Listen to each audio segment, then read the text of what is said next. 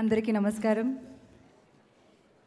ఇది నా లైఫ్లో ఒక unforgettable and very special day. You all know, మీ అందరికీ తెలుసు రీజన్. చిరంజీవి గారు, I've never met him. First time I'm meeting him and getting blessings and to be said by him is a great thing. Thank you so much, Chiranjeevi garu. Shatamanam Bhavati నాకు ఒక cinema కాదు, ఎప్పటికీ గుర్తుండే ఒక మంచి అనుభవం. నన్ను ఎంకరేజ్ చేసి ఈ సినిమా హిట్ చేసినందుకు మీ అందరికీ చాలా చాలా థ్యాంక్స్.